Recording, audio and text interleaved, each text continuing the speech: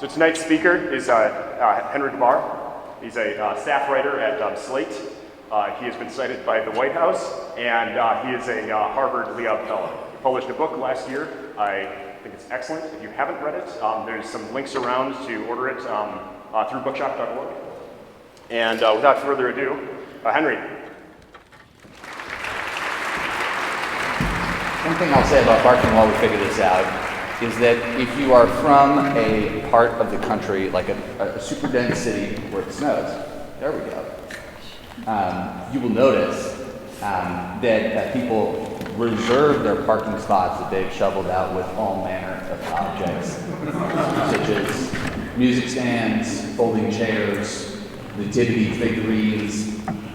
And I've always imagined that the implication of these objects is that you would be beaten with this object if you were to take the parking space. It's like kind of a statement of intent. And it's hard to imagine another domain in which the city government basically endorses vigilante justice as a practice, but that's kind of what this is. So, in fact, in Boston, which is where I'm coming to you today from, there's I saw that as a city councilman, they tried to limit this practice to 48 hours after a snowfall. And he said, in objecting to this idea, he said, this practice of saving the spaces, dibs or savesies or whatever you call it, he said it speaks to the basic principle of what it means to be an American. He said, like the gold miner and like the gold miners and the pioneers, residents have a right to stake their claims. And I think many of us feel that sense of attachment. There is a kind of expectation in this country around parking, which is that that the perfect parking space has three qualities. And those are that it be free, that it be convenient to your destination, ideally within 10 feet of the door you're trying to enter into, and that it be immediately available at the moment you arrive. And I think of this as America's parking trilemma, which is to say, you can never achieve all three of these objectives at the same time and maintain the place that you're actually trying to park at. I'm sure you can think of many places around Rochester that fulfill two of these three objectives, but actually hitting all three is virtually as difficult as finding this pot of gold at the end of the rainbow. Next slide. So, in pursuit of these three parking objectives, I'm going to submit to you today that we have basically reordered the entire American urban landscape to make this free, convenient, and available parking spot appear. Without success, but it hasn't stopped us from trying, and I will submit to you that the pursuit of this perfect parking space is the determinant of this country's architecture, urbanism, environment, transportation patterns, and the location of housing, and even neighborhood politics, since parking is so often one of the first things people bring up at a community meeting when at the prospect of new neighbors or a new business. In fact, I think the concern about parking has the effect of effectively freezing our urban geography and pushing settlement out into the urban fringe. And as a result, we've found ourselves, we've actually made it illegal to build neighborhoods like this, which, ironically, tend to be some of the most expensive places to live in this country. And in their place, we have built, next slide, neighborhoods that look more like this. And as you can see, what the determinant, the two differences is the inclusion of all this parking. And the same thing has happened to our commercial neighborhoods, which used to look like, next slide, this, and now look a little bit more like, next slide, that. So one of the things I want to explore first is to figure out how we got here. So, next slide. The parking problem is basically as old as the road itself. But it got a lot more complicated with the arrival of the automobile, and in particular automobiles that could be stored outside for great lengths of time. I saw a quote from a woman in 1920s Muncie, Indiana, who said that she had bought a car before she installed indoor plumbing because she said, you can't go to town in a bathtub. Which, fair point, and the result of that practice and our immediate affection for this new mode of transportation was interminable traffic jams in virtually every city. And observers believed that the root of these traffic jams was parking, because there wasn't enough parking to go around.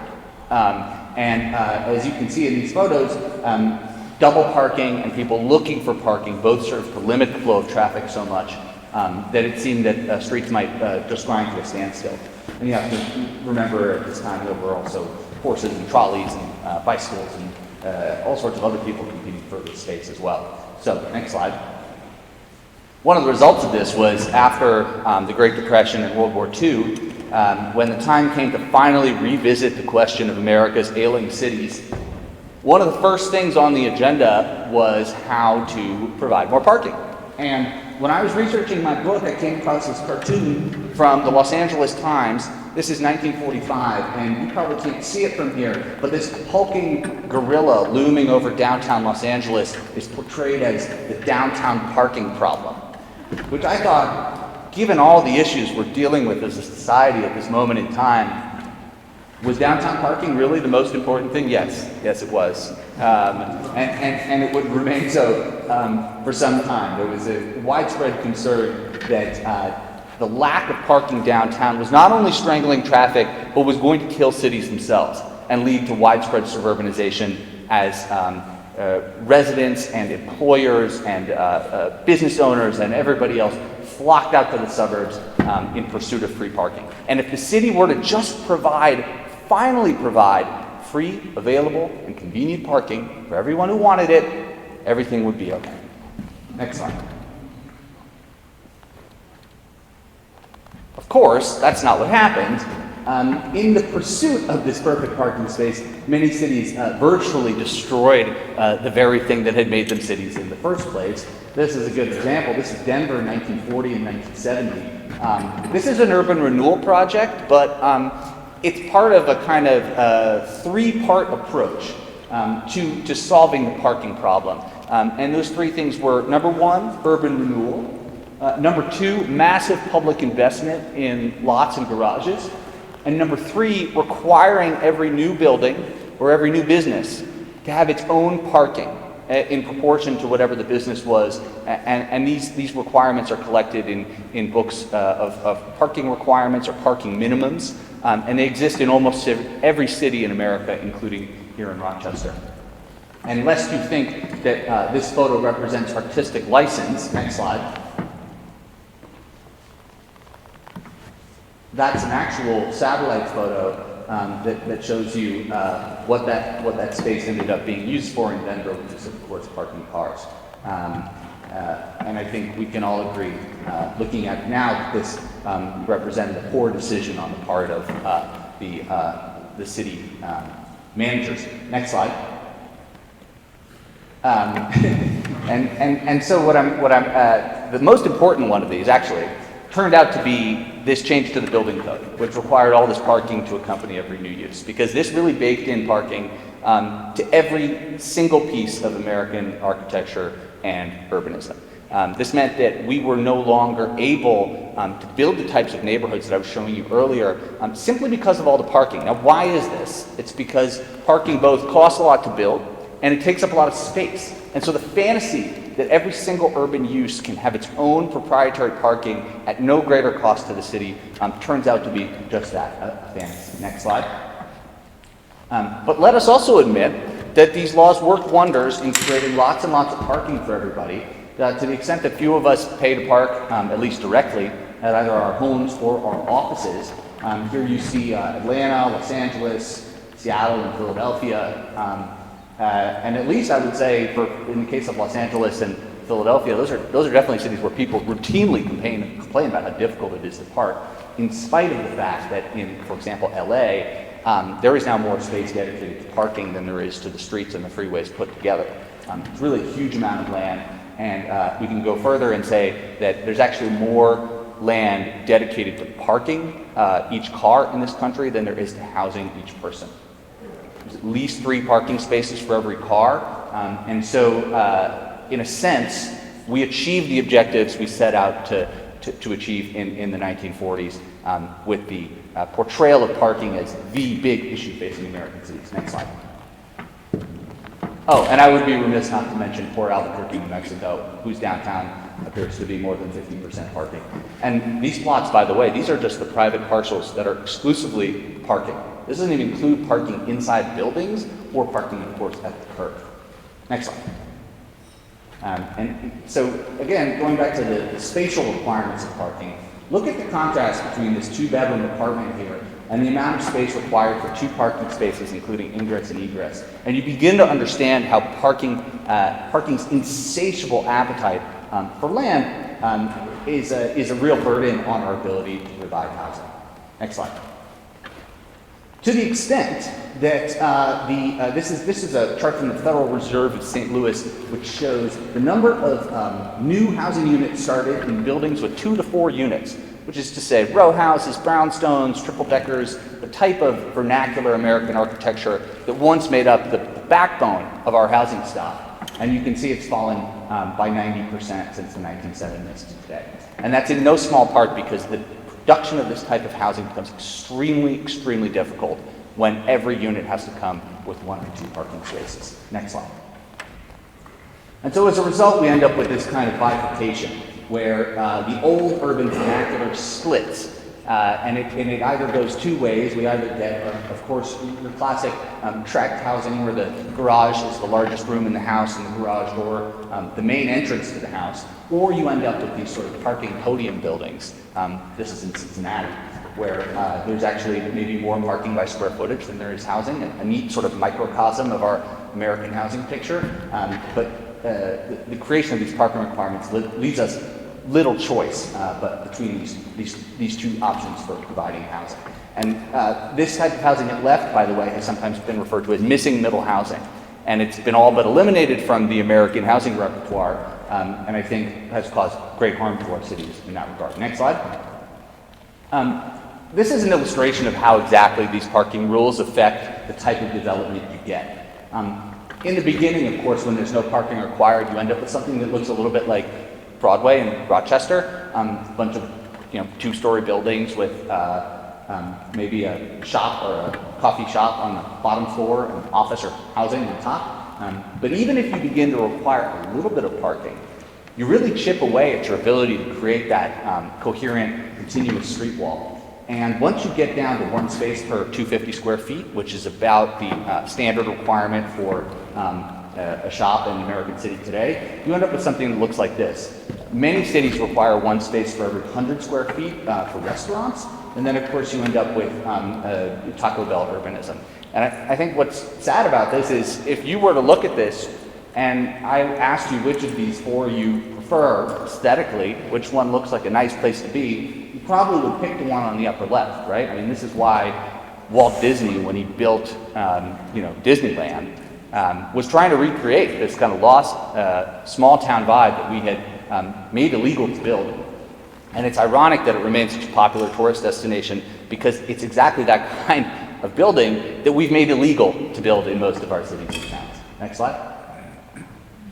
So we've ended up with something that looks a lot more like this. Talked a little bit about the consequences of parking on housing, but I also want to address how it affects transportation.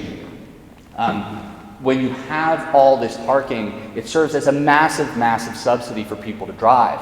And as a result, you end up with lots and lots of people driving where they might not have before. And furthermore, you end up with an urban environment that is so full of parking that it becomes very, very difficult or even dangerous to use other modes of transportation, including, for example, mass transit, biking, or walking. Nobody would want to do those things here because not only have you created, through all this parking, a kind of low-density environment, but you've also created one that would be maybe even impossible to effectively serve with transit and certainly hard to cross the street. Next slide. And then finally, I would be remiss if I didn't also address the environmental effects of all this parking, which is almost so obvious it doesn't need to be said, but by consuming so much land, we have made parking a massive contributor to the urban heat island effect. Parking affects, of course, the activity of birds and bugs and bees. It causes stormwater to flood people's houses and pushes all the rainfall into the sewer system instead of allowing it to soak up on ground. And the flip side of that is that much less water is absorbed into aquifers than it would be if we were paving slightly less land. Then, of course, there is the production of all the asphalt and concrete, which has its own emissions trail. And there is all the driving that is induced by all this parking, which, of course, is a big contributor to greenhouse gas emissions and also local particulate pollution. Next slide. And then finally, we should talk about public space, because there is a kind of way in which the provision of all this parking has, I think, chipped away at our conception of what the environment even looks like and what our expectations are for what's possible. This is like a popular internet meme that I'm sharing with you, and it serves to underline the difference between the way we build things in America and the way people might build things in Europe. But I don't think this is quite fair to us Americans, because in fact, we ourselves have a rich tradition of building lots of places that look more like this. And if you close your eyes, you can imagine what an urban environment built before parking became the #1 priority might look like. And it might look something like, next slide, like this, which is Broadway in Rochester. So, next slide. Speaking of Rochester, I wanted to pull up this map of downtown Rochester because it shows the amount of parking that occupies the downtown. I think when we talk about the pursuit of the perfect parking space, obviously this has affected Rochester's development in a really fundamental way. Rochester has about 28,500 parking spaces for 120, 130,000 people. That's basically one space for every 4 people in the city. Just for comparison's sake, I pulled up the statistics for downtown Boston. Downtown Boston has 40,000 spaces for 650,000 people. So Rochester is really functioning with the parking assets of a much larger city. And actually by degree, right? Like Boston has, Rochester has 4 times as much parking per person as Boston, which is kind of astounding. And Boston is no slouch in the parking department either. They love their parking. Next slide. Now, this is closely related to the way that people get to work in Rochester. I looked up some of the U.S. Census data about how people get to work in Rochester. And as you can see, the U.S. average of commuters who drive alone is about 72%. Here in Rochester, it's 68%. And in Madison, Wisconsin, and Minneapolis, it's closer to 55%. So obviously, when you have lots of people driving alone, you have to have lots of parking. And when you have lots of parking, you encourage lots of people to drive alone. So next slide. Now, this is related to the fact that Rochester has seen its citywide population density decline quite a bit over the last few decades. It's sort of like walking through that chart of the different architectural typologies. And I don't think it's a coincidence here that when you look at the annual rates of growth between 1997 and 2016, you see that out of all these ways in which Rochester is growing, the way it's growing fastest is in the number of street miles we have here. So that is closely related to the provision of all this parking and the fact that so many people here need to drive to work. Next slide. Now, as far as housing is concerned, there has also been, I think Rochester remains affordable, certainly by the standards of Boston or New York or California, but the rent here is going up as well. And you can just ask Charlotte or Houston or any other city. It doesn't take long for a quote-unquote affordable place to become expensive if you don't keep the pressure up, building more housing, making it possible for more people to live there. And this is especially true, next slide, in a place that's growing as fast as Rochester is, right? This is Olmsted County population projections from the Coalition for Rochester Area Housing, and you can see that we're on a pretty steep trajectory here in terms of adding residents, which underlines, I think, the importance of figuring out a way to get the housing transportation balance right. And I submit to you that parking is really at the core of that question. Next slide. Because, this is a projection here from the 2018 study report. This is talking about the growth of Rochester under the Destination Medical Center plan. And it says, if access to downtown workers, if access by downtown workers continues to be accommodated by providing parking for users who utilize a single parking space for the full duration of a work shift, the DMC plan estimated that 80 acres of surface parking, equivalent to 7 city blocks of 9-story parking structures, would be needed in the future. So that's just an astounding amount of parking that you are under pressure to build over the next 20 years. And I would argue that you are, to some extent, you and the rest of this country, existing with this sort of Maslow's hierarchy of needs pyramid with parking as the base need, right? And this idea that until we satisfy the perfect parking space need, we can't get to these other priorities, including a diversity of housing types, a walkable city, attractive architecture, and a sustainable environment. When in fact, it's precisely the pursuit of that free, convenient, available parking that is making it difficult to achieve these other objectives. Next slide. So there's a plan. Don't worry, there's a plan. And the plan is to move from approximately 70% of commuters coming downtown in a car by themselves now to under 50%. And this goal was for 2035. So it's pretty ambitious. A lot more people riding the bus, definitely more people riding bikes. This is ambitious, but it's not impossible. And this is what's needed to stave off building, again, 80 acres of parking in a downtown that, as you saw, already has some pretty substantial parking assets. So how are we going to do this? Next slide. Well, here are some policy ideas that were in the Rochester Comprehensive Plan. And it turns out that people like the plan. I mean, that's the good news here. Focused development within areas that already have sewer, water, and streets. Encourage greater transportation choice. Encourage higher density mixed use development. Encourage more housing downtown. All of this stuff holds really, really well. People like all of these ideas. Next slide. And I submit to you today that to achieve these ideas, you are going to need to think again about how you provide parking. And that's actually an artist's representation of me talking to you today.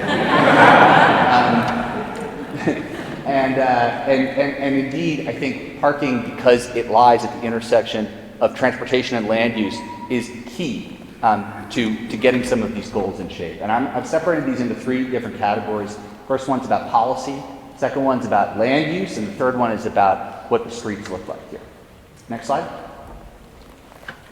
So first, policy. Obviously, you're fortunate to some extent in Rochester to have one enormous employer that has a lot of influence over the way people commute to work.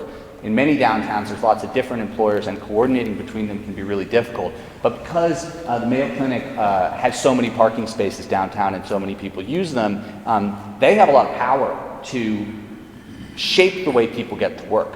And in particular, I think they have power to encourage people to drive a little less than they do now. And I'm going to pull up some potential parallels to other institutions that have really tried to make this change. When I was thinking about this, I spoke to Dorothy Fennell, who used to do transportation demand management for the Longwood Collective in Boston, which is where the Harvard Medical School is.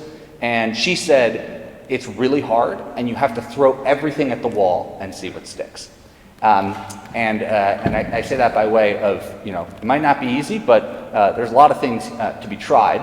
And Dorothy was just telling me that the other day, she was convinced that Boston, which had recently introduced electric bikes in its bike share program, that not enough workers were trying them out because it felt like a foreign technology they didn't know how to use. And so she got an electric bike demonstration, and she offered workers at the medical center free ice cream to ride an electric bike. And sure enough, she found lots of people were interested in trying out an electric bike in exchange for ice cream, and we'll see if those habits stick. But sometimes you got to get people to try new things. And by the way, when you Google Mayo Clinic TDM, and maybe it's just me, but the first thing that comes up is therapeutic drug monitoring. So, not transportation demand management. That's what we're here to talk about today. Next slide. So one parallel I wanted to put up is the University of Wisconsin, because they are considered a model in this department in terms of how they manage to get people out of cars. And in particular, I want to call attention to one policy that they've put in place, which is having people pay for parking. It turns out that paying for parking is the greatest determinant of whether people decide to drive or not. And by providing lots of free parking, there's a lot of subsidy going into encouraging people to drive. And what the University of Wisconsin has done is they've established these annual parking permits. It's not that much money. It might not even cover the cost for the university of providing these parking spaces. But as Clark Kerr said of the University of California, a university is a collection of sort of disparate faculty held together by a grievance over parking. So you do have to be careful with this stuff. But let's see how Wisconsin did. Next slide. They say that they have basically used these policies to get to pretty much the lowest number of parking spaces per employee at all these peer universities. And now, obviously, colleges and universities are different than medical centers. I don't think you guys probably wouldn't get down to 0.18 here, but I do think that's an interesting point of comparison, and that just goes to show what can happen when you start making people pay for parking. Next slide.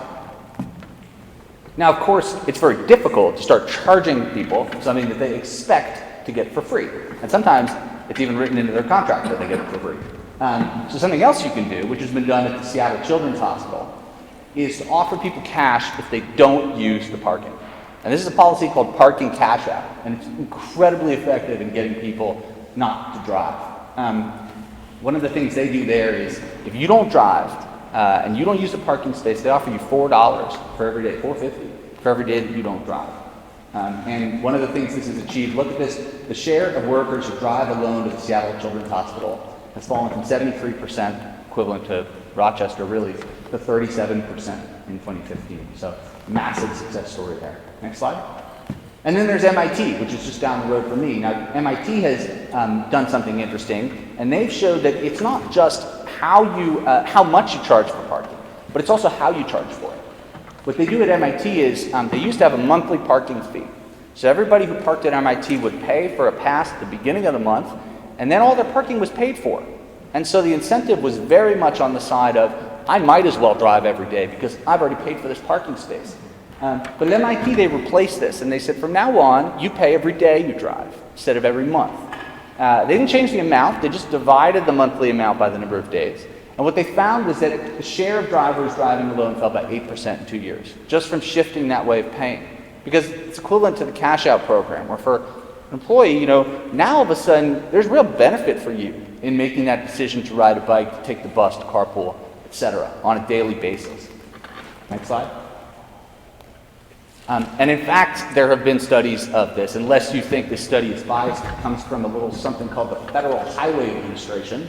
No interest in mass transit there, but they are interested in trying to get people to drive less so that they can spend less money building more roads. And what they've concluded is that if you put in place these policies, all related to parking, nothing in here about funding more buses or building more bike lanes or any of this stuff, nothing in here about remote work.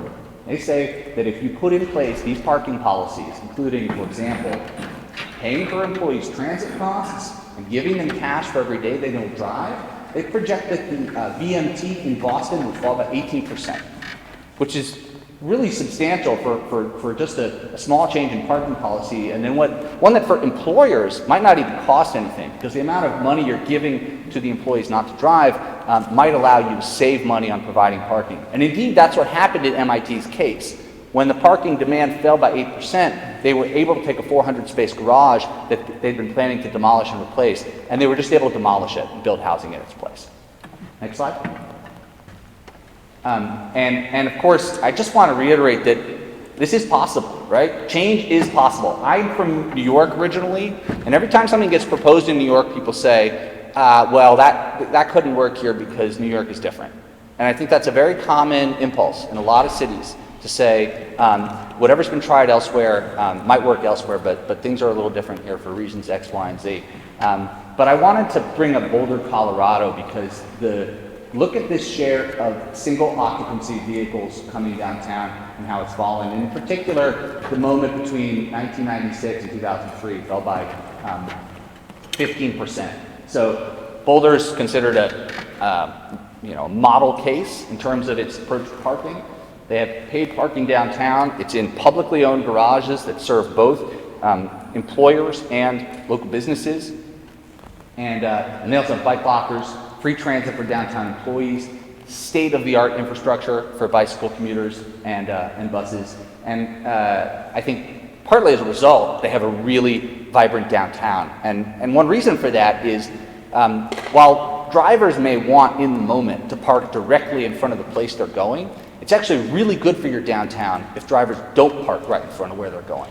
Because the longer they walk from that parking space to where they're going, the more they pass by small businesses and the more likely they are to stop in, spend money, participate in the life of their community. So getting people walking downtown is important, and sometimes even something like the location of the parking can be a crucial piece of that. Next slide.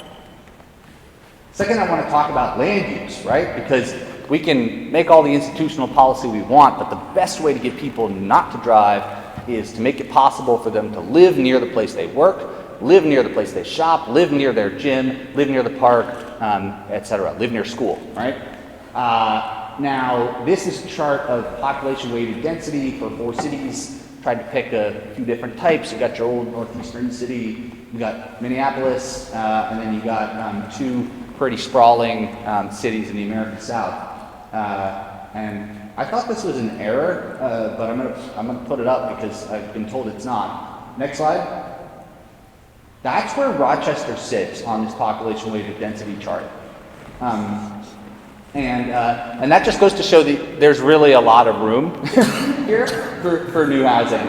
And if the new housing were built closer to, for example, jobs, that is absolutely the most effective way to get people to stop driving so much. Now, why can't housing be built close to jobs? Well, one of the major impediments to the construction of infill housing, as I mentioned, has been the requirement to provide all this parking. Next slide. The good news is there are lots and lots of cities in this country that are very concerned with precisely this issue, encouraging more infill, dense housing close to jobs and amenities to decrease the amount of miles people have to drive every day. And if you look at these, this is a map from the Parking Reform Network. The red dots on this map represent the cities that have basically all in the last 5 to 10 years gotten rid of their rules about providing parking entirely.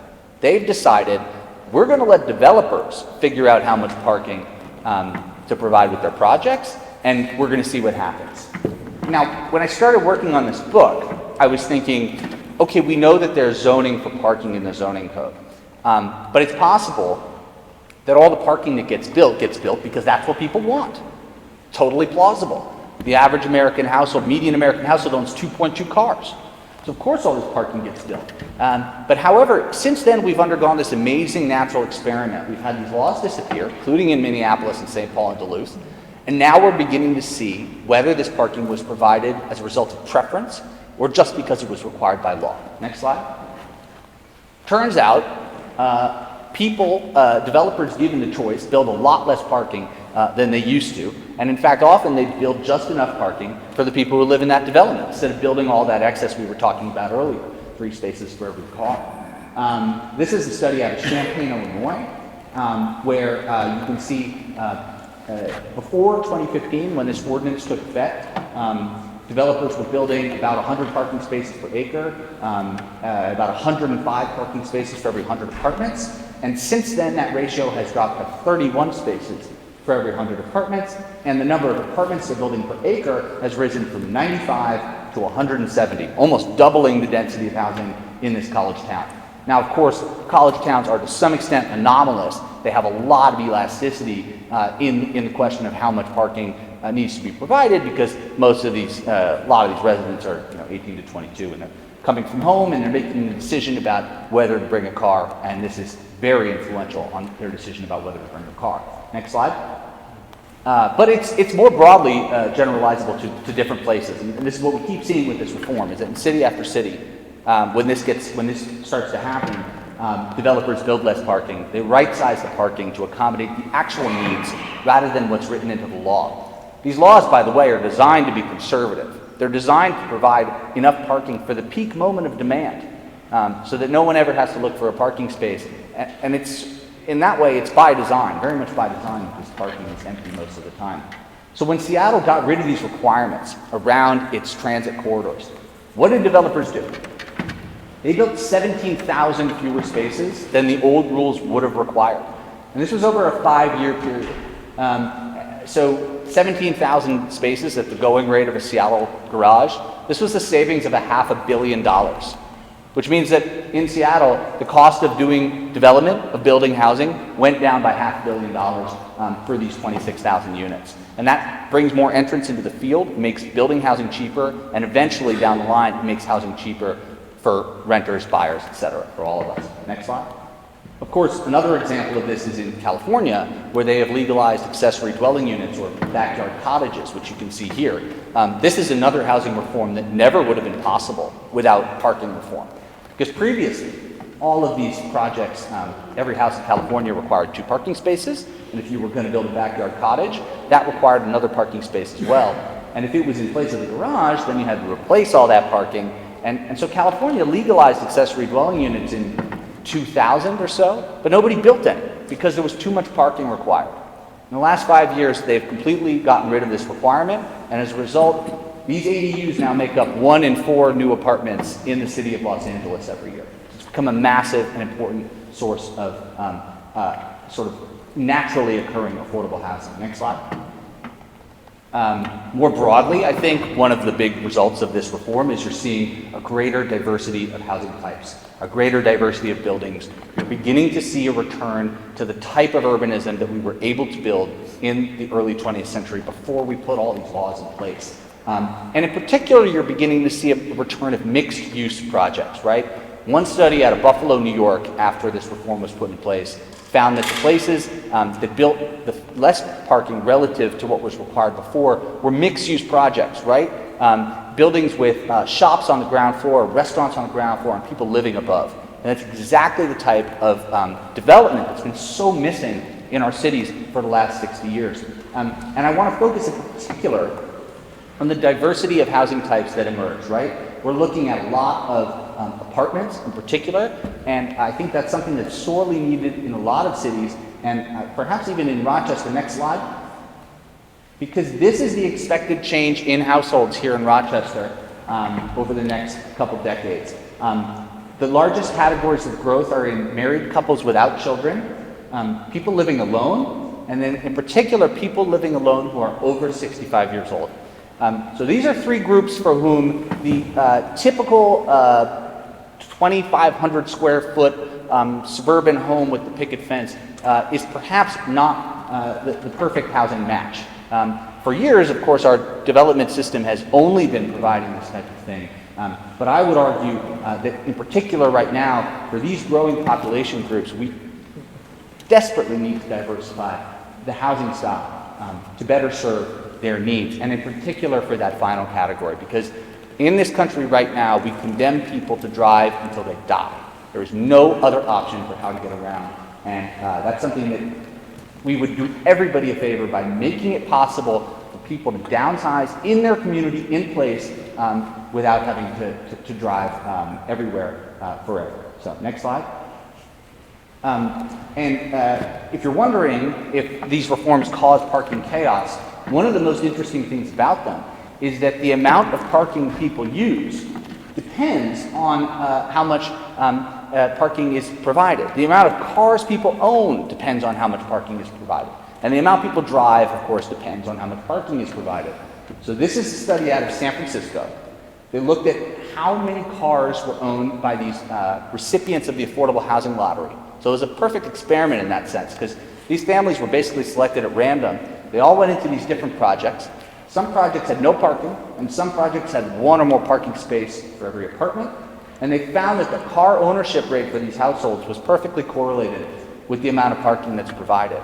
If you want a city with less traffic, one of the first things you can do is stop building so much parking and encourage people to own fewer cars. Next slide.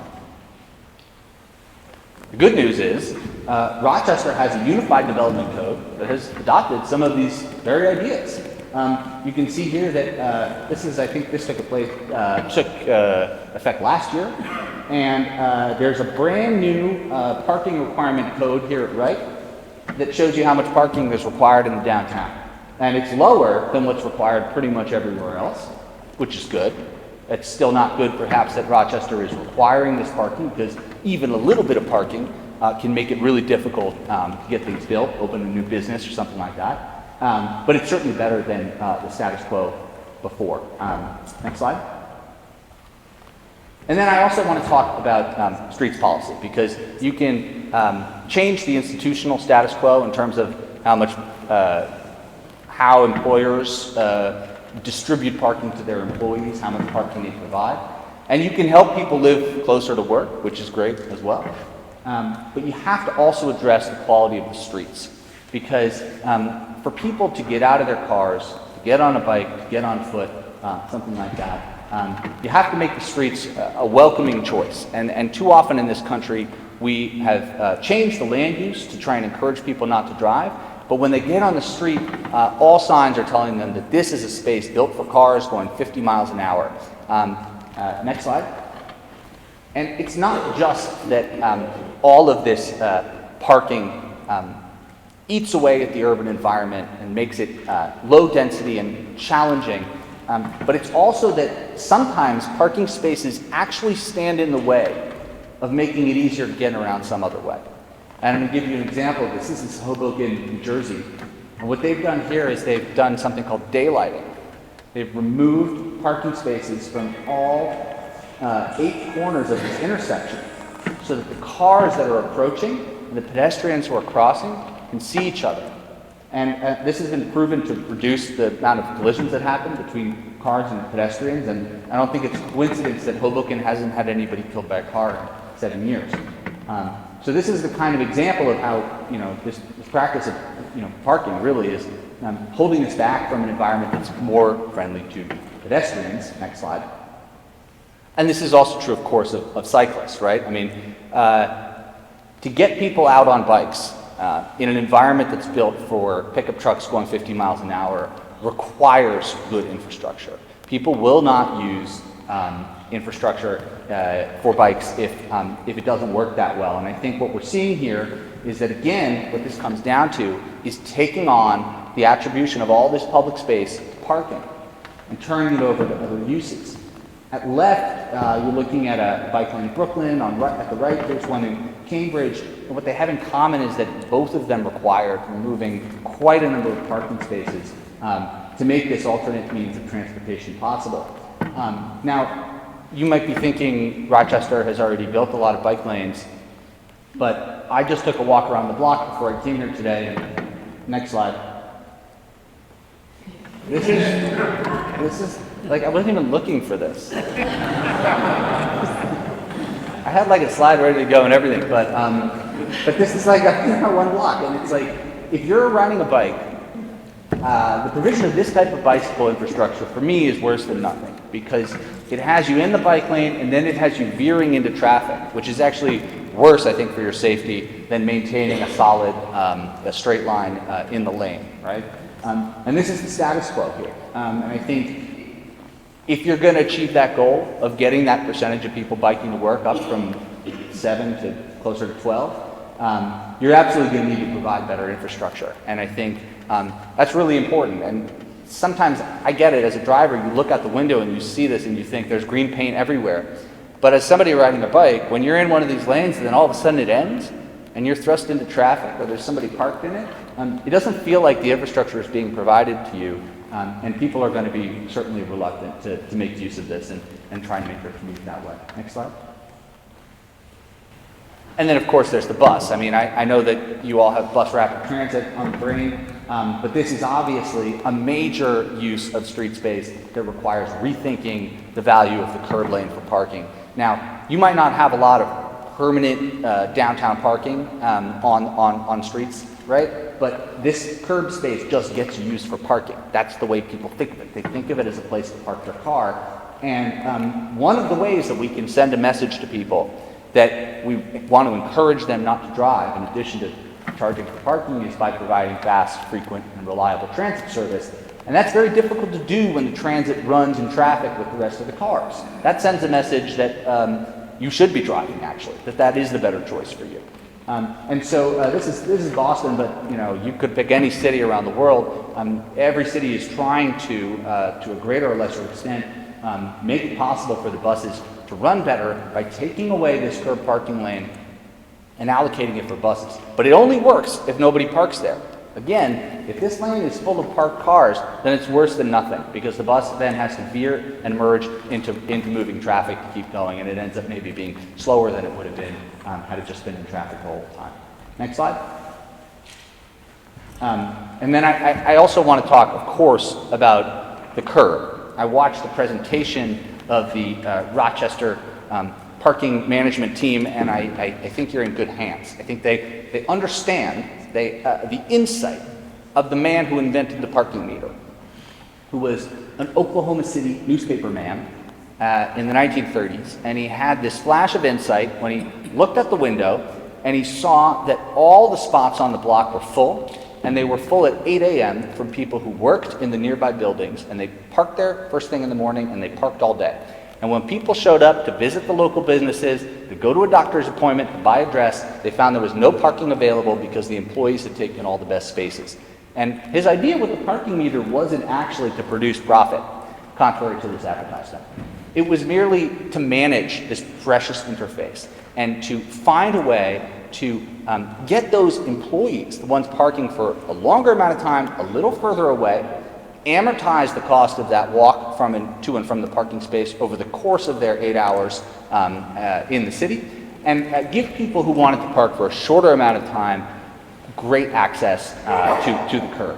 Now, in recent years, this has become a very popular policy in a lot of cities, not just trying to charge the right price for curb parking, which is certainly happening in Rochester, where the curb is more expensive than the garages, as it should be, but also thinking about who else needs this curb, right? I mean, we talked about buses, bikes, pedestrians, all of those people, all of those uses can benefit from better curb policy, but so too can people who are dropping off goods, for example, right? I think there's often a complaint that parking meters are inequitable because free parking is not good for the poor. But I think for people who work with their cars, who do these jobs of delivering the goods, who do the jobs of fixing the locks, fixing the pipes, all this stuff, it's just as important to be able to find a parking space when you need it. In fact, more important than it is to park for free, because time is money. And if you can't find a parking space directly in front of the place where you need to unload something for a store, then you're going to double park and you risk getting a $100 parking ticket and holding up traffic and everything. So it's really important to create this space at the curb to have a properly functioning city. And then again, I think there's this concern that as we try and encourage people to walk further from the parking to the place that they're going, that we create a hazard for people with disabilities because they don't have the access that they used to have to the place they're going. And I don't see it this way, because I think as you begin to get rid of some of these discretionary car trips, you're actually creating more room in the city for the people who need to use their car. That includes your plumbers and locksmiths, but it also includes people who really need parking spaces for people with disabilities. And in fact, in Cambridge, where I live, since there's so few parking spaces being provided off-street, they have on-street spaces that are reserved for people with handicap placards. And I think that's a great system, and in fact often puts somebody who might not be able to walk a long distance in a much better position on the street relative to the place that they're going versus being parked in a garage. But then I think also we might question the idea that a city built around the idea that car ownership is a passport to everything you need to do is really the most equitable way to build the city. And I want to quote here from Anna Zibar's next slide, who has this new book coming out next month, which is called When Driving is Not an Option. And Anna describes herself as a low-vision mom. She's not legally allowed to drive. And so while sometimes, of course, driving means access, it also means that a society built for driving is one in which she is deprived of her independent mobility. And so she says, unlike drivers who can grab the keys and quickly get somewhere, those of us without this privilege have spent hours and hours planning routes, coordinating drivers, waiting for buses, trying to find the most accessible and least unpleasant route to a grocery store. We've thought about the transportation system a lot. And as we're standing there, waiting for a gap in traffic and watching the bus that comes once every 30 minutes drive away before we could get to the stop, we've thought about what has to change to make things work better for us. Next one. And I want to broaden this observation, right? Because I think there's often a sense among everybody that driving represents freedom. And I certainly love to drive, love a good country highway. I think a car is a miracle. At the same time, to live in a place where you have no choice but to drive is a kind of prison. And it's not in fact a freedom to live in a place where walking is not an option, where riding a bike is not an option, where transit is not an option, where to do anything you have to own a car, and sometimes 2 or 3 per household. So while free parking may mean access, may be a subsidy, the obligation to have a car, or 2 or 3 for every household, is a huge tax, and especially a tax on the poor. Because as you probably know, the cost of automobile ownership has gone up a lot in recent years, and to say to everybody that we require you not only own this product, but pay to insure it, to fuel it, and to maintain it, just to have access to a job, to have access to school, to have access to your friends, that's not particularly equitable, and to me, that doesn't really represent freedom. Next slide. So, to get here, those of you who have seen this movie or read the book, Dune, will know that fear is the mind killer. I think fear of the parking shortage is the mind killer when it comes to urban planning. Because we are so often paralyzed at the idea that we might not be able to find the parking that we had before. And it prohibits us from achieving the things that we actually want to achieve. It goes back to that pyramid, right? Where the parking goal becomes so central in our eyes and so much like the most important thing to take care of that we don't stop to think about the way that providing that parking really represents a trade-off with all of these other things, with allowing people to get around other ways, with providing affordable housing, with building beautiful buildings, with making a walkable city and a vibrant downtown. All of those things are trade-offs with building as much parking as possible. And so I think part of it just involves stepping out and saying, all right, let's see what happens when parking gets a little more expensive and a little harder to find. Do we have the confidence in our city that it's a place that people are still going to want to go to when that happens? In the 1950s, most cities didn't have that confidence, and they destroyed half their downtowns to provide parking. But I think today we're seeing that, in fact, that's not the case, and that people, when they're offered this trade-off, when they're offered paid parking, but it comes with a more vibrant downtown, when it comes with lively public space, when it comes with vibrant local businesses, they say, that's a deal that I'm willing to make. Next slide. So I think we've talked a bit today about this vicious cycle of parking requirements, in which new development is required to build parking, as it is in Rochester. As a result, space is allocated for cars, regardless of how many people actually want that space. I mean, just think about that. You are not legally permitted to buy a home that doesn't come with a parking space. What if you don't drive? You have to pay for one anyway. Too bad. So this, as a result of this, we end up with this auto-centric lifestyle. We end up with a lack of choice, which we read instead as demand, and we say 72% of people want to drive alone into work in Rochester. Well, have they really been given a choice?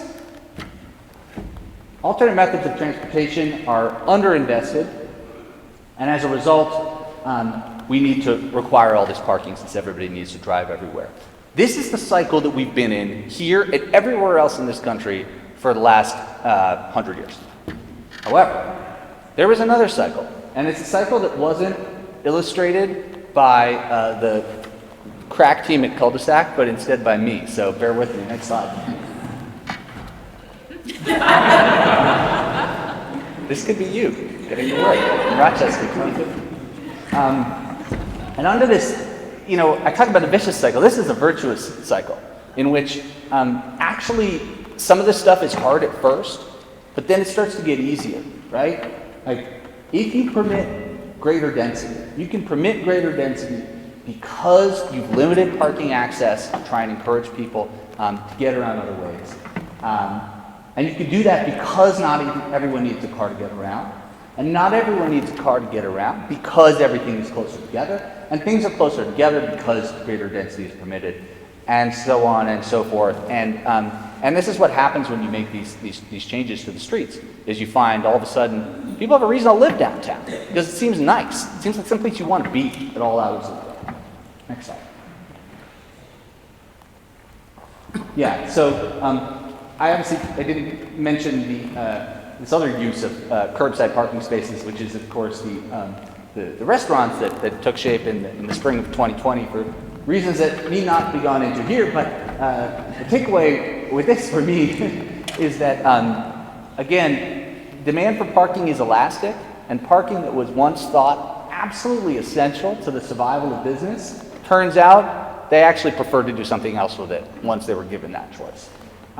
Furthermore, I think this is interesting because I've talked a lot today about solving the parking problem as a kind of intricate technical puzzle about how we manage to build this housing, how people get to work, how these things relate to the provision of parking, and how we can get it straight in a kind of problem-solving manner. But there's something else here, right? There's something else here, which is that a city with slightly less parking might actually be a nicer place to hang out. And this is because, again, with so much space dedicated to asphalt, you forget about these other uses that might take shape. And so I would argue, I know that the Mayo and Bound plan talks about neighborhoods as a kind of guiding principle for what development might look like. And I think that's a good metaphor. And really a good metaphor for what a city is all about, right? Which is this kind of culture of bumping into each other, spontaneity, about sharing the space with humans and not with vehicles. And so I think that is one of the things that happens with this reform of the parking system, is ultimately you wind up with a space that people simply want to be in more. Next slide. So this one on the left is Philadelphia. They actually have one of those on every corner. And it's thinking that you could do it here in Minnesota, but you could make it hot, There would be a hot tub. And this one on the right is Paris, where they put these games here. This little cabinet full of games. People play this and once again. A curb space used for the free storage of private automobiles. So these are examples to me of how we can rethink our neighborhoods, because if we were to take some of this space that's currently used for parking and use it for other things, there would be so much more within walking distance. There would be so many more gyms and parks and music lessons and schools and everything just a little bit closer together. And then in turn, the parking would not be quite so necessary. Next slide. And the result of that finally would be a city that people loved. And I think this is true for every city, right? There's many cities have dedicated so much space for parking. But ultimately, why do people want to remain in a place? It's not for the free parking. It's for days like this, for Thursdays downtown, right? It's for days when you're out and you feel like you're at the center of the world with everybody you know, and it's the best thing. And so I think the promise of this reform, right, is not just technocratic. And it's certainly not to punish drivers, but it's to liberate them. It's to say to them, we are going to build a society in which you might go from 3 cars for your household to 2, from 2 cars to 1. In this setting, perhaps it might be slightly more challenging, more expensive to find a parking space, but in the place of that parking would emerge a city so much richer and fuller and fairer that we wouldn't think twice about what had been lost. Thank you. Next.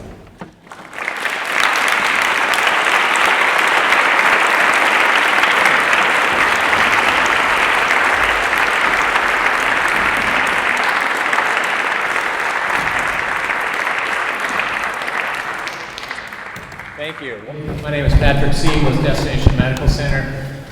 Really great to be here with all of you and with the sponsors who have joined in supporting and bringing Henry to Rochester, to our community.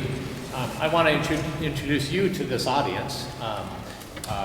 In this room you see leaders from Mayo Clinic, people who are boots on the ground in solution finding, building and expanding the campus, and have been for years. You see elected officials, elected official wannabes, elected officials who used to be's. You see advocates, people who have been champions of a vision for the future of the city.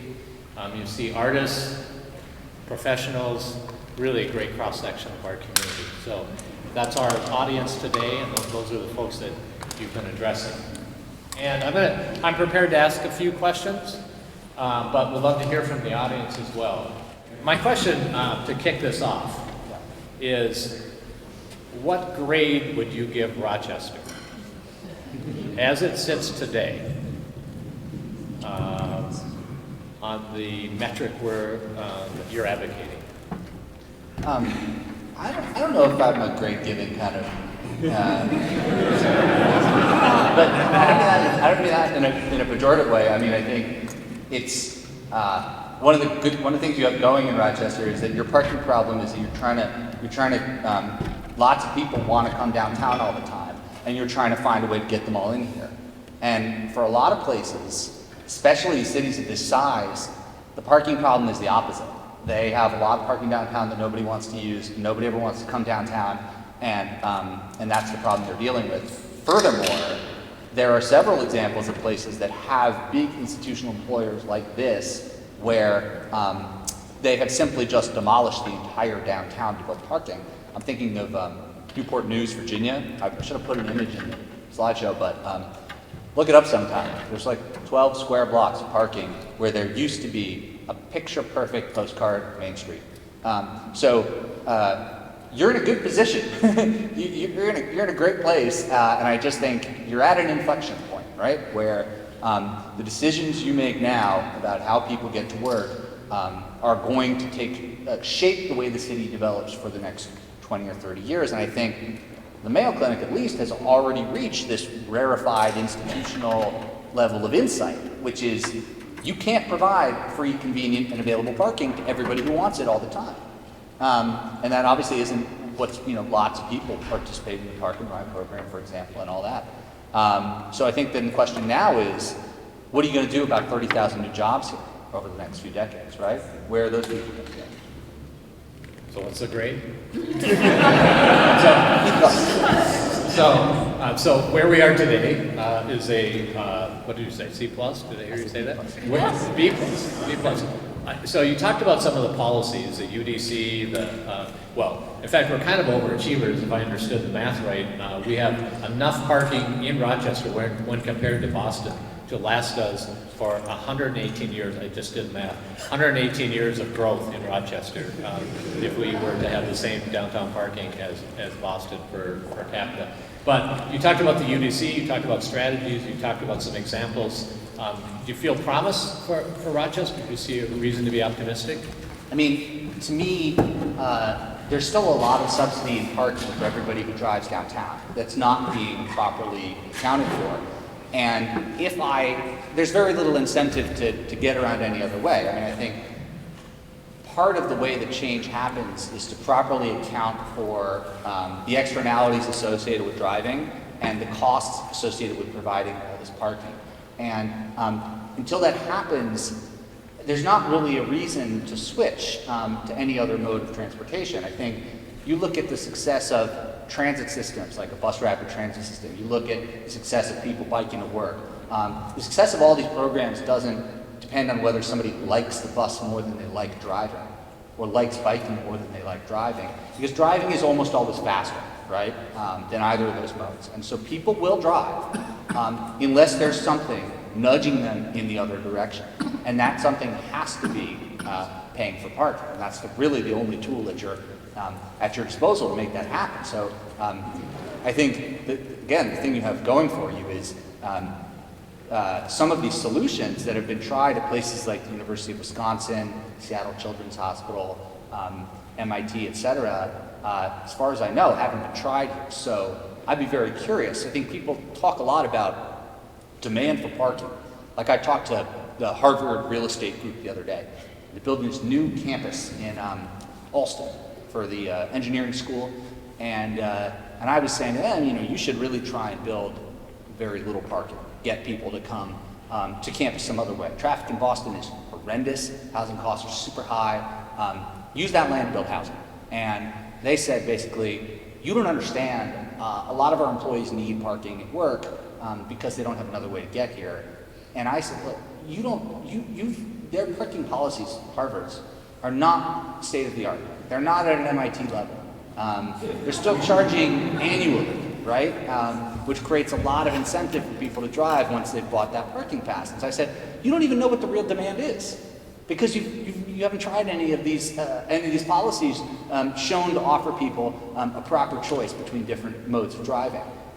So I think that, you know, the upside here, right, is that like if you were to begin to put some of these policies in place, who knows who might take you up on it, right? Sounds great. Tell me, I have a lot more questions. But I do want to give space for the audience to somebody to stand up and shout a question looking at you all. Who are you pointing? Okay, great. Come on, go for it. All right. Yeah, so a lot of the last 100 years or so, we've had really, affordable gas. And with the exception of the 1970s, I guess maybe a little naive to think that that's going to go on forever. Can you say a little bit about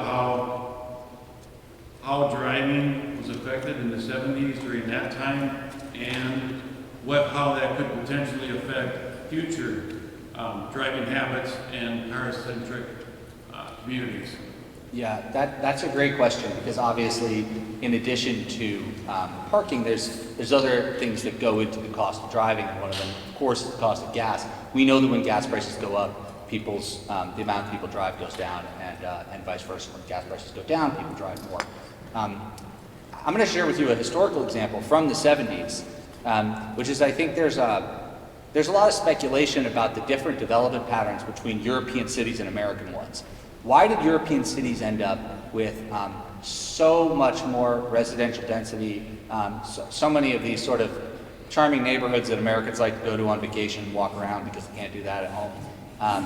I think there's this idea that it's some innate European quality of liking to walk, but I don't think that's true. Europeans own almost as many cars as Americans do per capita, and the big difference really, I think, is that Europe was slower to develop after the Second World War because of the cost of the war.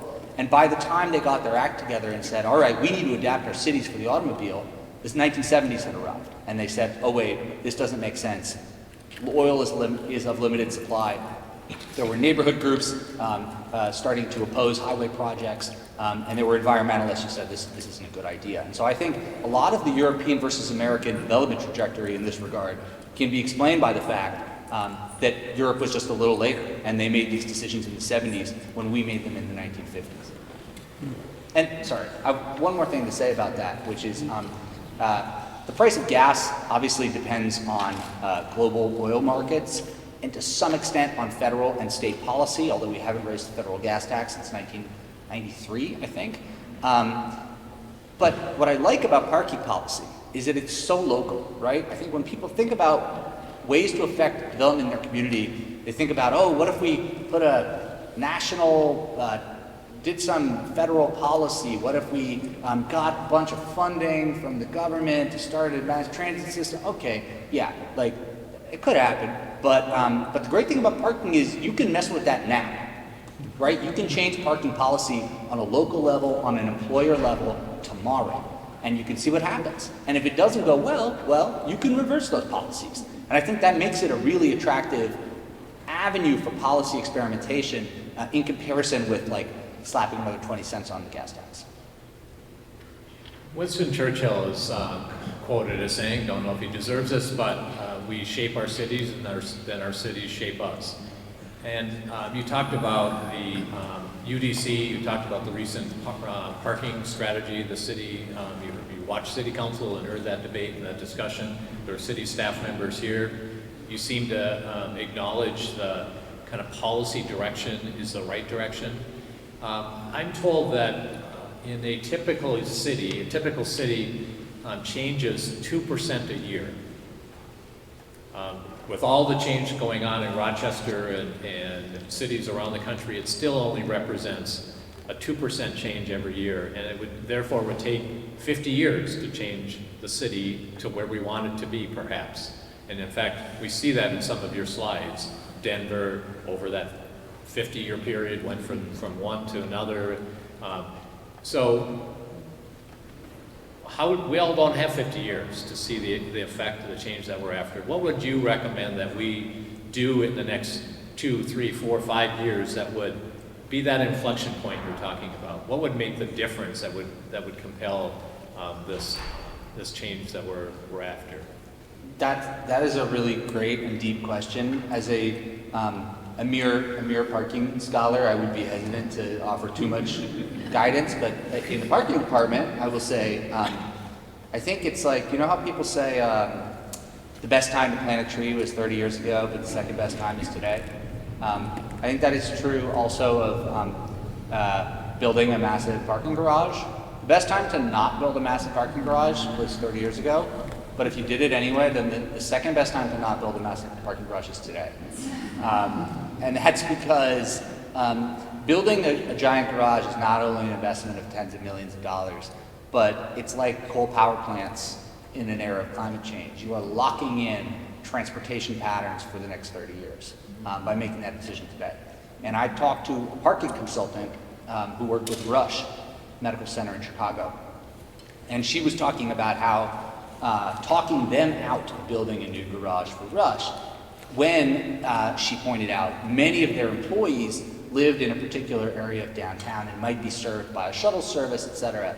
And she said, if you, building the garage before trying out some of these TDM strategies is like getting back surgery before doing a couple stretches. It's like you're taking an extreme and expensive solution that might not actually be necessary if you haven't tried the low-hanging fruit. And I think that low-hanging fruit here is finding a way to create some sort of incentive for employees who work downtown not to drive. And then also, and that sums up all of these different strategies, but I think maybe the lowest hanging fruit is to build a proper bicycle network, because that's another case where you might say, nobody bikes to work in downtown Rochester, present company excluded, obviously. But it's one of those cases where you just don't know what the demand is because you don't have the infrastructure that makes it possible.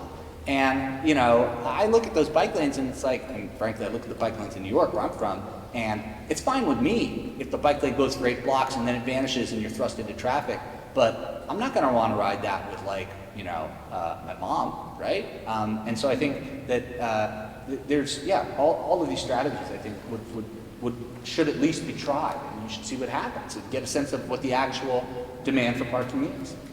Hypothetically, if there were a parking structure being contemplated at the outskirts of a commuter transit line, might that be an option, a good idea It reminds me of Victor Gruen's strategy for Fort Worth. Victor Gruen was a mid-century architect who is often considered the father of them all. Southdale. Yes, what's oh, his- right, of course, yeah, there's a local angle on Gruen, and he said basically that, you know, he had this plan for Fort Worth where he was going to pedestrianize the entire downtown and ring it with garages on the exterior, so that everybody could park on the exterior of downtown and then walk from there. And this plan was considered so novel at a time when everybody else was focused on just expanding the streets, that even Jane Jacobs was like, yeah, that looks good to me. Which is kind of crazy because he was going to build like 60,000 parking spaces, but it was a different time. I think to some extent, people are going to get out of their cars at some point, right? You either get out of your car and park and ride and you get on the bus, you leave it at home and you find some way to get from home to your office, or you leave your car right in the garage downtown. And I think you'd definitely rather have people using a park and ride and parking at a garage at that park and ride. But I think you don't want it to be a punishment. You want people to make that choice because they've evaluated the cost and benefit, and they've decided that that's the option that suits them best, rather than that being the option of last resort from people who, for some reason or another, don't have access to parking downtown. Great. Questions from the audience? Go, yeah. So you were saying that every city likes to think that they're different, and they have some explanation because they are different, why they can't do things. But can you talk about how is Rochester different from other areas? I mean, a lot of us think of it as being different, but how do you see it as being different, and how does that affect the parking and commuting? I'm probably not the best person to answer this question, but I think that Rochester has an unusual density of employment in its downtown, which is great, because one of the reasons that America has become so challenging to get around any other way than driving is most cities have experienced extensive job sprawl. And actually it's the location of the jobs, more than the location of the housing, that determines whether people are likely to use mass transit or bike, carpool, something like that. So in that sense, you're in a great position because you have so much employment located right here at the core of the city, and that is quite unusual. The other thing I think is unusual is the low density. I mean, that really stood out to me when I looked at that chart, and I had to double check it at lunch. You know, I don't think of Jacksonville as being a particularly dense place, but that just shows me that there is so much possibility here. To get more people living closer to the places they need to be. And then I don't think Rochester is exceptional with regard to the quality of its streets. I mean, pretty much every American city has a bunch of 6-lane roads where everybody drives 50 miles an hour, but I think as a place that is known for its kind of as like a health city, I think it would be really great to see more of that space dedicated for active uses, although Rochester's certainly not exceptional in that regard.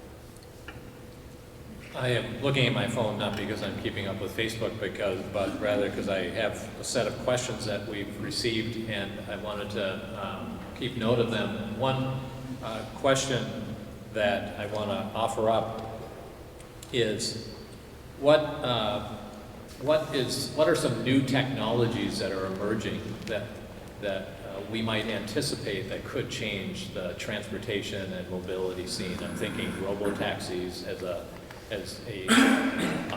a potential future. Yeah, I have yet to try the Waymo robo-taxis in Arizona or California yet, but I understand that they've become very sophisticated.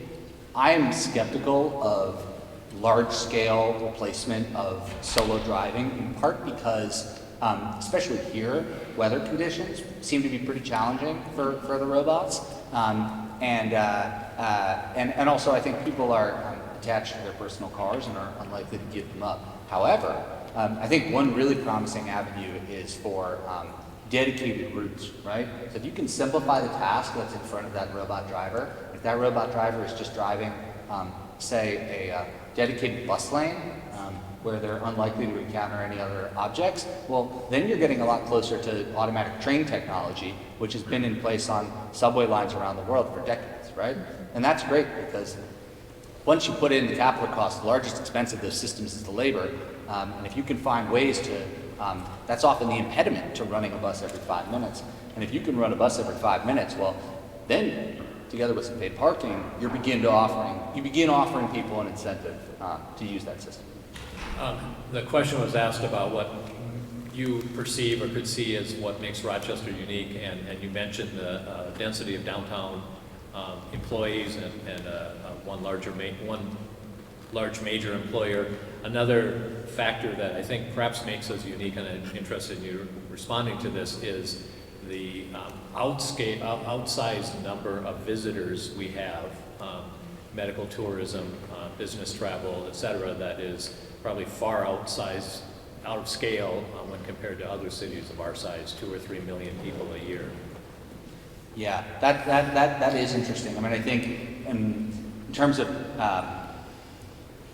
urban development challenges, it's a great problem to have. Again, like Rochester has a wealth of advantages compared to like most mid-sized American cities, and having a lot of people come here is high on that list. In terms of parking policy, lots of visitors is a challenge because visitors are less likely to, for example, ride the bus. They obviously aren't going to come with a bike. So to some extent, I think it's kind of baked in that those people are going to be driving. But the advantage you have is that they can pay for parking. And I think there's a lot of places, vacation destinations in particular, that have different rates of assessment for visitors and locals. So the locals don't feel like they're paying for parking in front of their favorite restaurant. Maybe a visitor pays more. Now, maybe that has a different ethical character in a beach town where people are just going to the beach than it does in a town like this where people come to get medical treatment.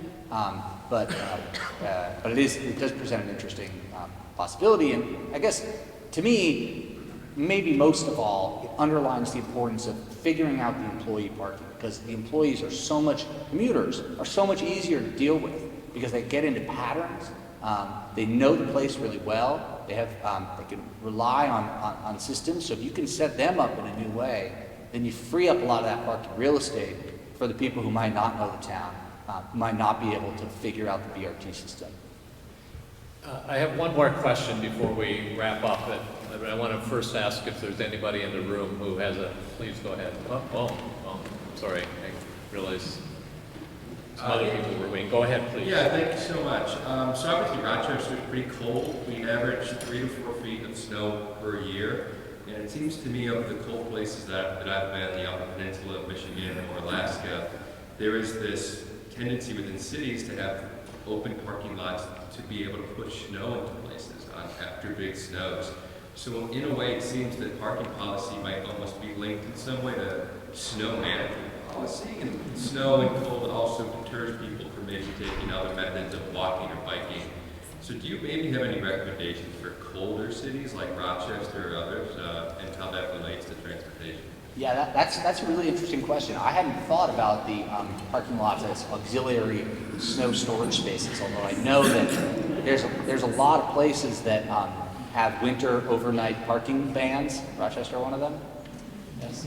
Great. And that's not only for snow plowing reasons, although I'm a little skeptical because I've been in a lot of cold weather cities that don't have those bans, like Chicago or Boston. And I do wonder if that curb space might be nice to be able to use that for residential parking in some cases. But I digress. I think the main question is, does the cold weather impede the transition to other modes? And the answer is obviously yes. People are less likely to bike to work if it's 0 degrees outside. No argument there. But for that reason, in this presentation, I really tried to limit my comparisons to cold weather cities. I didn't want to tell you could be the next Santa Barbara. Boulder, Colorado, also very cold. Madison, Wisconsin, very cold. Minneapolis, very cold. And they all have lower rates of people driving alone to work than Rochester. So I'm not sure if they've got like different coat technology in those places. But like something's working. So yeah, it's definitely a challenge. But people in the South would say that they've got the opposite problem. No one's going to bike to work in Galveston. It's too hot. So, you want to ask a question? Yeah. So you mentioned that most of the occupational density is within downtown, but our municipality is spread very far out in terms of like the population density. And then also we have several corridors of, I would say like commercialism on 52 and then also Broadway. Do you foresee that as a challenge to like densification or implementing things like multimodal transportation? The low density, you mean? Yeah, like our current resources for commercials are on two sort of suburban kind of corridors, but most of our density is actually downtown. Yeah. It's interesting. I mean, I think, a lot of the time when I talk to people about parking, I talk less about commuting because the commute represents 1 in 5 trips that Americans take. And so I think you can get a little sidetracked in thinking we just have to solve this employee travel pattern question, and you ignore 80% of the trips people make, which is to get to the grocery store, to get to the park, to get to the gym, to get to a friend's house, etc. And so I think, in addition to thinking hard about the downtown question, it would be good to think about the neighborhood question as well. And I noticed that in the Rochester 2040 plan, there is the idea of developing additional commercial areas, but it's really challenging when you have a low residential density. I mean, there's only so many people who can support a shop, right? And so if you only have a couple dozen people living within reach of your bar, then you're probably not going to be able to sell very many drinks unless you get the right type of clientele. So it is problematic, but I think what you have going for you is clearly there's a really big hassle around parking that people perceive as being a significant challenge. And so I wouldn't be surprised as the development rules start to change, make it easier to build downtown, if more people say, you know what, I'm fed up with the park and ride lot. I want to walk to work, and I want to be able to, and that density in turn, I think, breeds that kind of commercial vitality. So something you said, and this will be maybe the final question, there are at least a couple of property owners, downtown business owners here in the audience, and I heard you say something that triggers a question for me. If parking is the proxy for thinking about how we get more customers downtown, is there another solution to what it would be like to have more customers to businesses in the downtown? Obviously many customers do come by car, although surveys show that business owners always overestimate the share of people who come by car and how much they spend relative to people who come on foot or by bike, perhaps because those people always come into the shop complaining about parking, whereas the bicycle commuter just comes in with a smile on his face. But I think there's two things to be said about that, and that one is, obviously, it's great for you if a client can park directly outside your business and come right in. That's great. But there's only one parking space out there, and once it's full, there's nobody else who can park there. So I think the first thing to be said is that this concern over parking limits residential density, and that residential density is actually a far greater source of clients than that one parking space, right? So that's the bigger picture. But then the other thing is something that I mentioned during the presentation, which is you, as a city, you actually want people to have a little distance between where, especially commuters, where they park their car and where they're going, because that's how you get street life. That's how you get people walking around, bumping into each other, having those serendipitous moments, and also discovering small businesses and spending money there. And I think that's really important, and in a place where you have not like Rochester, but a place like Dallas or something like that, where every office building has its own parking lot or parking garage on the first 10 floors. That's a place where there's very little life on the street because there may be 1,500 people working in that office, but every one of them arrives in a car through a driveway ramp and then leaves through that ramp, and they don't walk around the block, and they don't do shopping nearby. And so I think to some extent, having a parking challenge, having people walking around downtown could be a blessing in disguise. Henry, you've been great. Two requests. Are you willing to stick around a bit and talk to people and Yes. answer? I'm going to be sitting out there, and if anyone has the book, I'd be happy to sign one for you, and otherwise just happy to talk parking or anything else. Would you also be willing to sign I have a parking ticket? It'd be great if you have like a get out of jail free card in your I pocket. think you can show that book to the judge. And, Please join you can do service. Please join me in thanking